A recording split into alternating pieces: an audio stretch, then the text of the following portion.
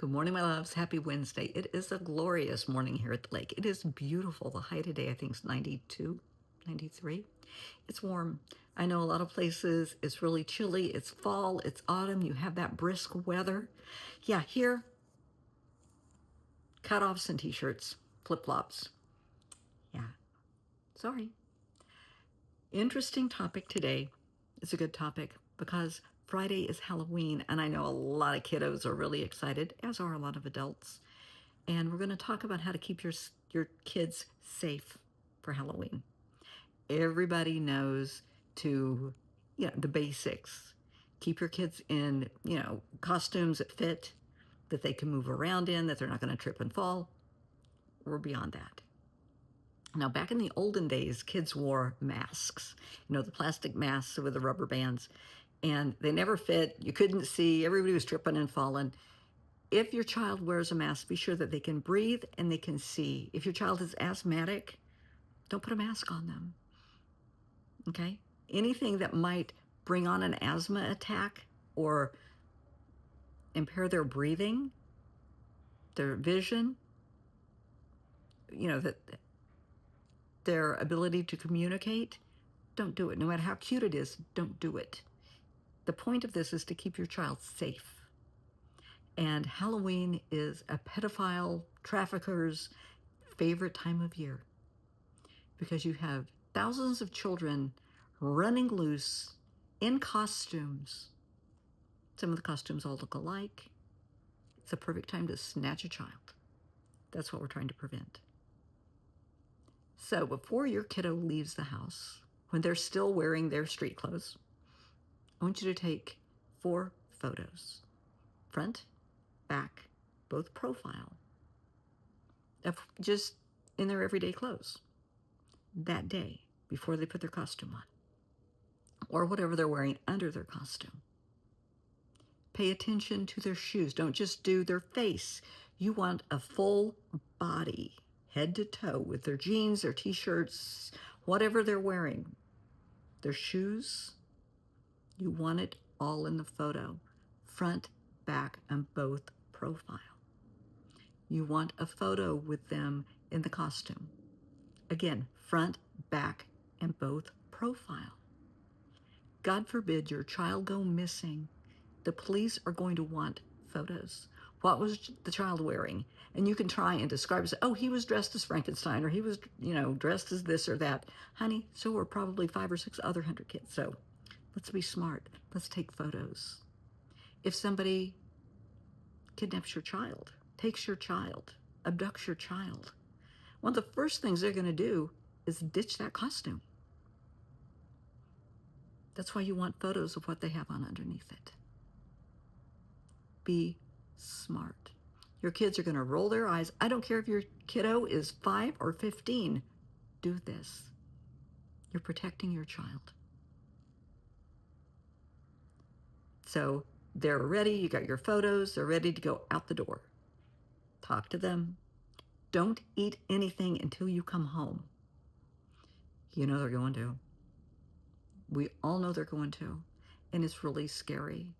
Now, if you live in a neighborhood where you personally know every neighbor, and you can trust them, you are so blessed. If your child is going to a church Halloween party, costume party, a school party, a lockdown, okay, then you can breathe a sigh of relief. But if your kid is just, being turned loose with their friends to go trick-or-treating, you have to be smart. And you have to remember, they're a child. They're going to think like a child and act and react as a child, okay? Somebody gives them their favorite candy bar or something that's really popular, odds are they're going to break into it and start eating it. They're not going to think this could be laced. Somebody could have injected something. Somebody could have tampered with this. They're not going to think about it. You have to think for them. Now, if at all possible, go with them. I'm not saying you have to embarrass them and hold their hand at the door. You can be in the car. You can be at the sidewalk. But keep your eyes on your kids. They're your responsibility. And while you might want to entrust the care of your child to older siblings or to other kids, they're going to be more focused on them and their friends. not the little ones. They're still kids. Think about that. They are still kids. I just want your children safe. If you have kids come to the door and they have trouble making a decision over which piece of candy, don't be short with them. You don't know what they're dealing with. They may be on the spectrum. Believe it or not, picking a piece of candy is an executive decision in your brain. Give them time to pick. Don't be snappy. Don't be snarky. Don't say, oh, just grab one. No. Tell them, it's okay, sweetheart. You take your time. It's okay. If they don't say trick or treat, maybe they're nonverbal. Maybe they're shy. Maybe there's a reason. Maybe somebody just scared them. It's okay. Don't say, no, you got to show me a trick. Don't taunt kids. Don't do that. You don't know what traumas kids are carrying. Don't mess with them. Don't yell at them. Don't scream at them. Don't frighten them. I know it's Halloween and a lot of people think it's fun to scare people. Well, if you know who you're scaring, maybe you like to be scared. Not everybody does. You don't know what abuse that child may have suffered at home, that this is going to trigger that child. Don't do it. Don't be a reactive abuser. Don't be a bully. Be supportive and nurturing. If the child doesn't say thank you, it's okay. It's okay. If a child accidentally knocks over something on your porch, don't flip out. It's okay. Would somebody pick it up? Thank you. Here, have an extra piece of candy for helping me out. Just be kind and nurturing and supportive. The older kids that trick or treat. This is really controversial. Now, my granddaughter is, she'll be 14 soon. And she does not trick or treat. She doesn't want to. She feels she has outgrown it. That was her decision a couple of years ago. And she likes to give out candy, and that's great. That's very responsible of her. However, there are other people, I'm sure that she knows, there's kids that I know that are going to dress up and go out. That's okay. Let them be a kid. Let them be a kid, you know? I remember when my son was in high school, and there would be a knock at the door, and it would be his friends. It's like, seriously? You guys are 14, 15 years old. Are you out of your mind? But I give them a piece of candy. They knew I would. It's okay. Let them be a kid. We force them to grow up so fast. Let them be a kid. Now, if someone is destructive, people do pull pranks, call the police. Take photos. If your security lights go on, take photos. Maybe you have a camera system. Photos will be taken for you. If you need to contact the police, contact the police. Be patient with the police. They are going to have their hands full. If you know for a fact who did the damage and you have proof, let me repeat that. You have proof. You have evidence, not suspicion, not, oh, I know who did it. You have proof. You have photos. You have video. You can take it to that kid's family and say, hey, this is, you can see what happened. This is your kid in action. Let's talk about this. Okay? But you got to have proof. If somebody comes to you and says, your child broke my pumpkins, they trashed my yard, they TP'd my house, they egged the car, whatever, we are all responsible for our own actions, inactions, attitudes, behaviors, and the consequences, including your kids. Hold their little feet to the fire. Talk to them. In the presence of whoever, was damaged. Did you do this? Don't lie. Hopefully you have a relationship with your child that they trust you enough to be honest. They could have got caught up in the momentum of friends, the holiday.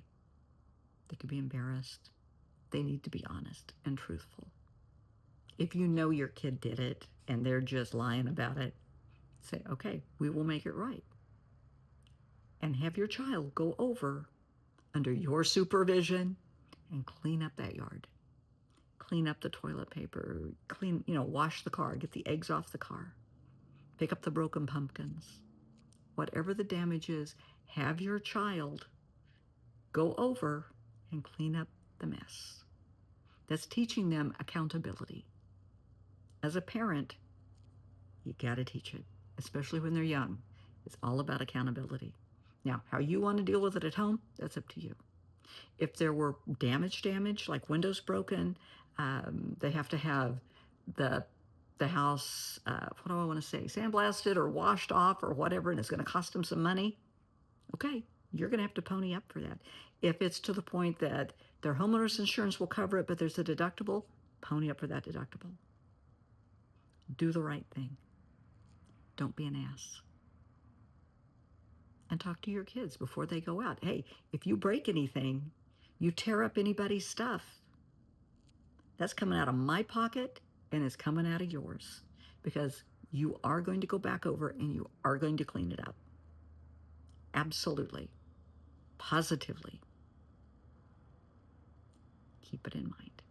I want everybody to have a wonderful Halloween, but let's keep our kids safe and everybody's home safe. One last thing. They get home with their stash of candy. There are a lot of hospitals and clinics that will x-ray the candy. Please, if you have questions, concerns, let it be x-rayed. Take it and have it scanned. It's a wonderful service that's provided. Please take advantage of that. Okay? Let's keep everybody safe.